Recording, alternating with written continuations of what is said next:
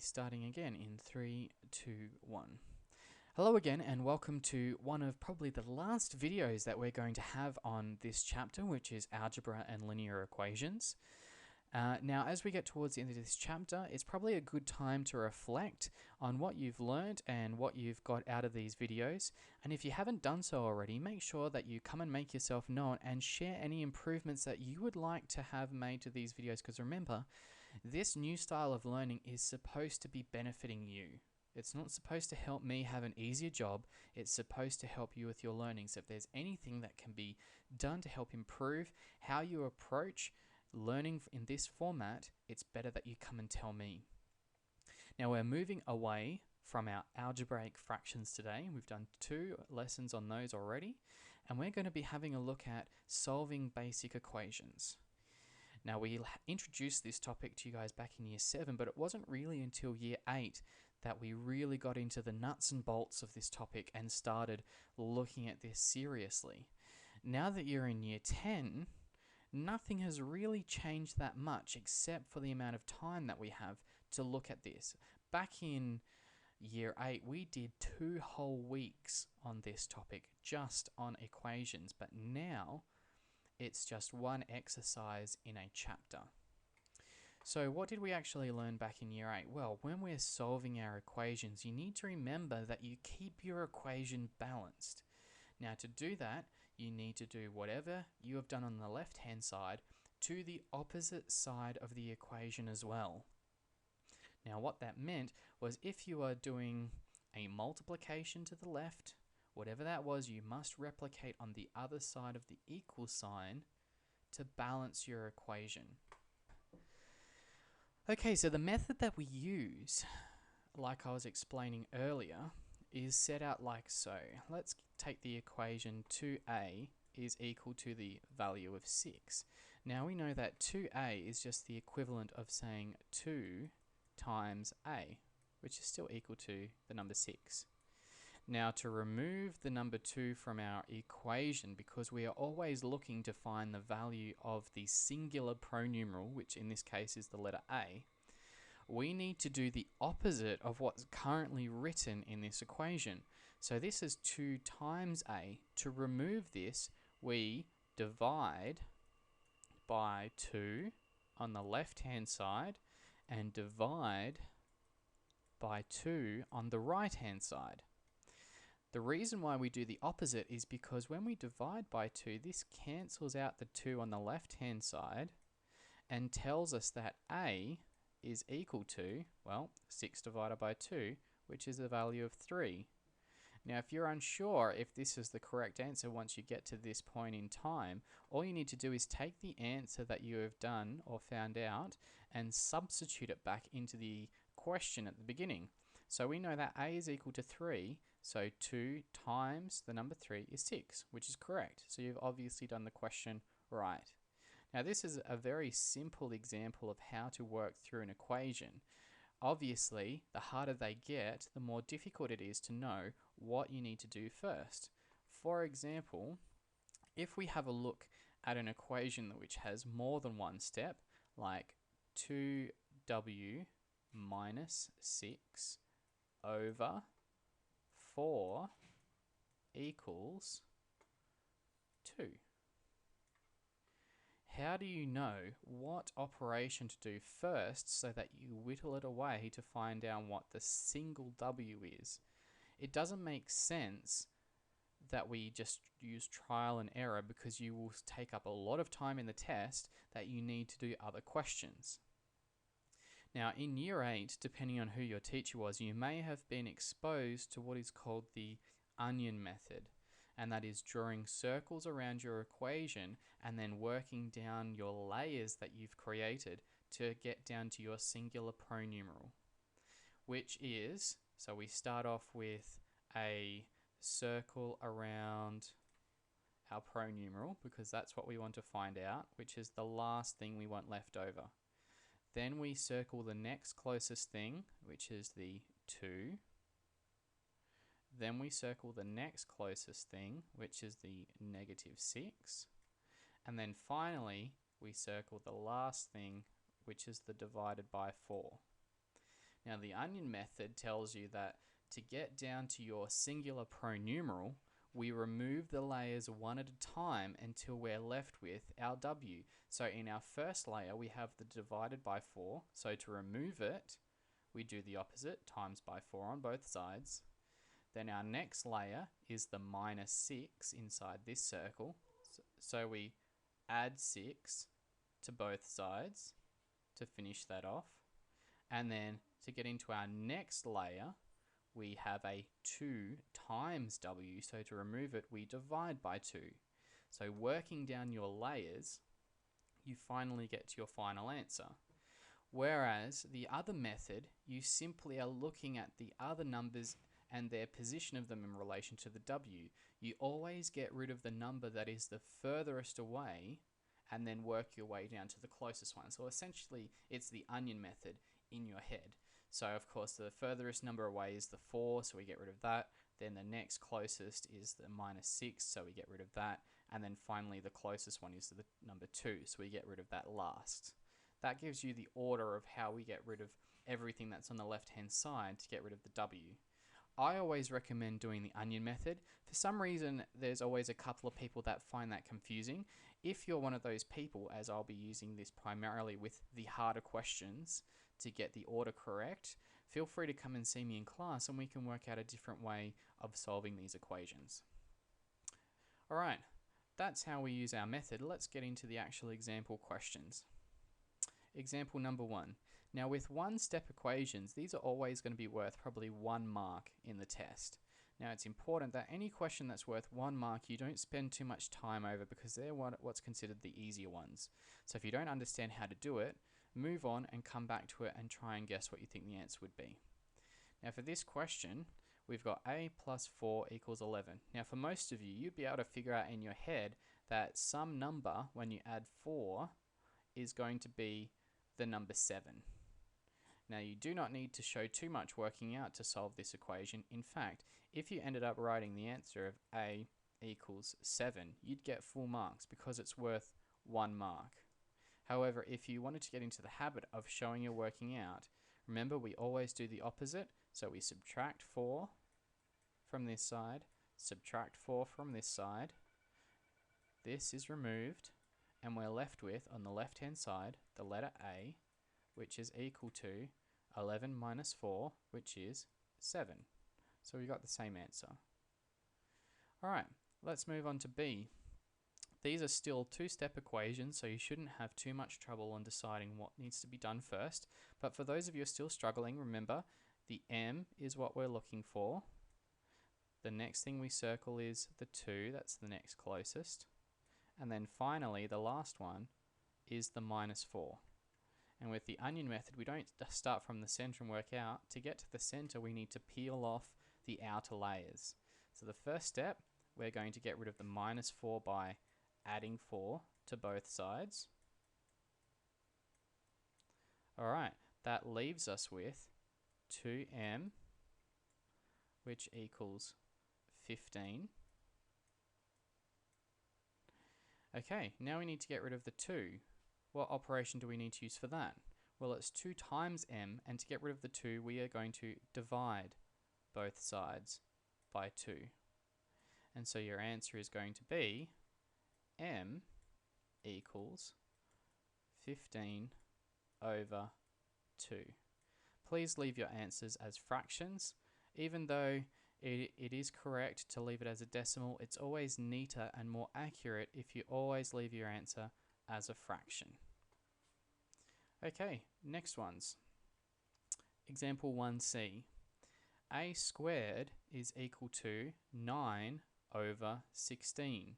Now this is only a 1-step equation, but the trick with this example is the fact that some of you might not quite be familiar with the opposite operation to the squared function.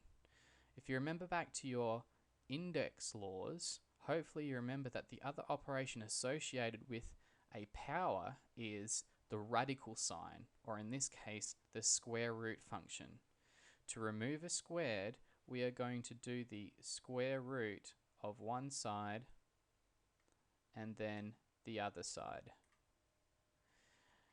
So those two will cancel, and we will be left with a equals the square root of 9 over 16. Again, if you remember what we did in chapter 1, the square root of a fraction can also be expressed as the square root of the numerator divided by the square root of the denominator. Now, once we express it like this, it's easy to see what the answer is going to be, because the square root of 9 is just 3, and the square root of 16 is just going to be 4.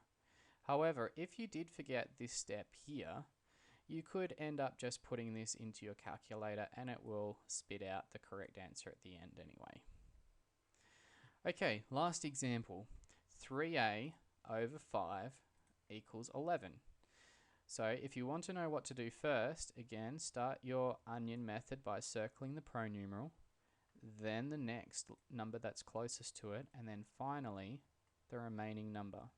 And hopefully that'll give you an idea of what to do first. So in our outer layer, we have a divided by 5. So our first step is to multiply both sides by the number 5. That will give us 3a equals 11. Remember, when you do the opposite of something, it always removes it from the left-hand side of the equation, or if we were to reverse this, the right-hand side of the equation. Okay, inside our next layer, we have a 3 times a. So to get rid of the 3, we divide by 3 on both sides. So that will remove the 3 here, and we're left with a equals 11 over 3.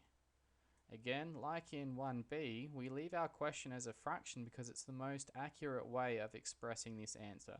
There's no reason for you to change this into a decimal unless the question specifically asks you to express it rounded to 2 or 3 decimal places.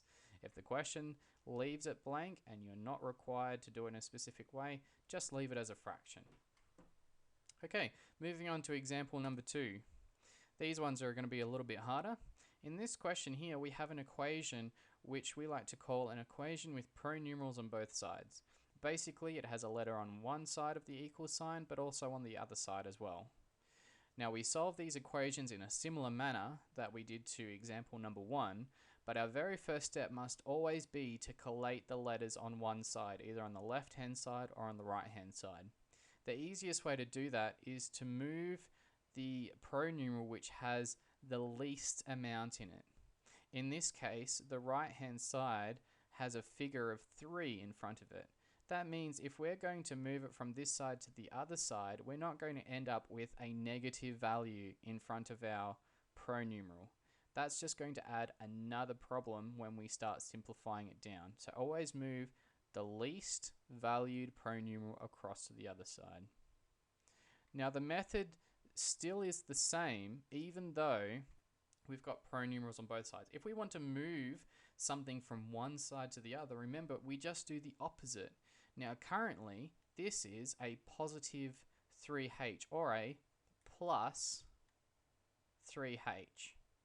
Now, if we want to move it, we need to do the opposite of plus 3h, which is to subtract it from not just this side, but the other side. Because this is a positive and we're subtracting it, it's going to be removed.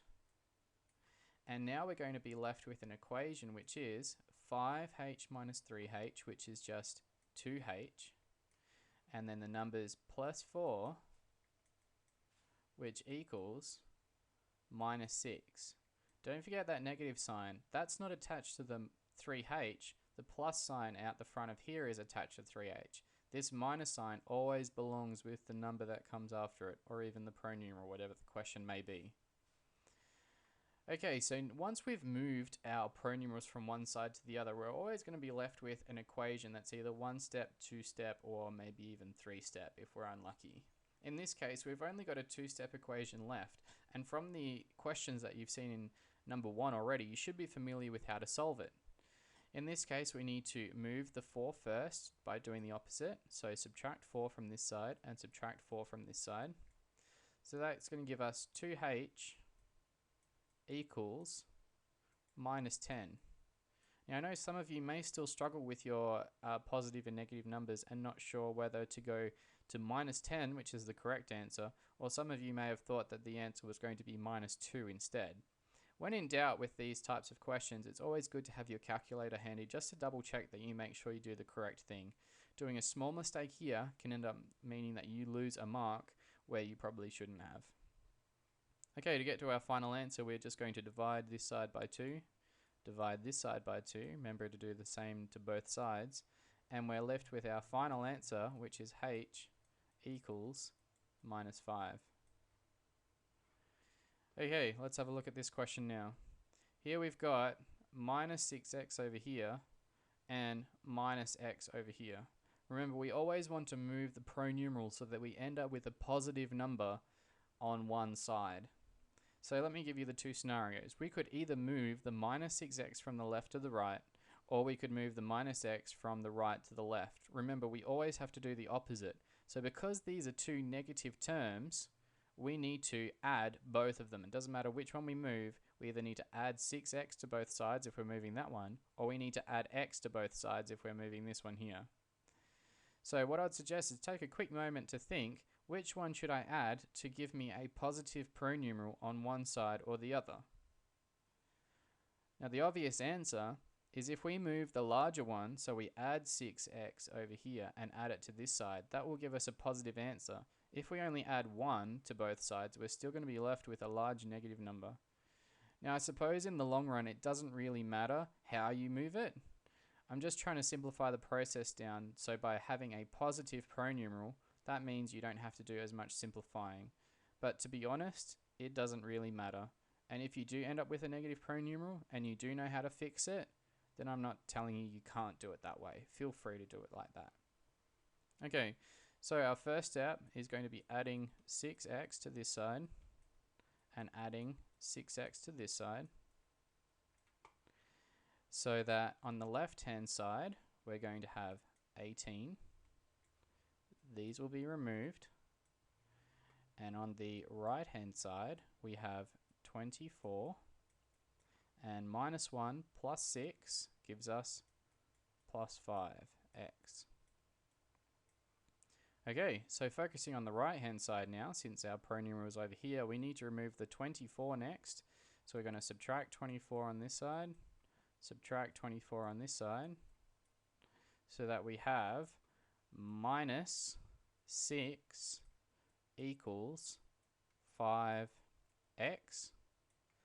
Now we're going to get rid of the 5. Remember, it's 5 times x, so we'll divide by 5 on this side, divide by 5 on this side, so that minus 6 over 5 equals x, or if you wanted to write it the other way around, x equals minus 6 over 5. Same thing. Alright, now just refreshing you on what we said at the beginning. When it comes to moving pronumerals from one side to the other side, in reality, it doesn't matter what one you move. Now I showed you what I believe is probably the easier way of getting through the questions, but if you guys were thinking in your head, well, I probably would have done it the other way, that's fine. You still would have got to the right answer if you'd followed the steps correctly by doing the opposite, getting your positive and negative numbers around the right way. The only thing to consider with this particular exercise is making sure, one, your positive and negative numbers are up to date, and remembering to do the opposite. Now, some of these are easy mistakes to make, so it's good that you get practice and making sure that your methodology is solid. Alright, and that brings us to the end of our one of our last classes for this particular chapter. Again, I hope you enjoyed it, and once again I'd like to remind you that if you have anything that you would like to improve on with these videos, that you let me know, and we can start doing that for the next chapter. Anyway, I've been Mr. Rappell, thank you for your time, and I'll see you in class tomorrow. Bye.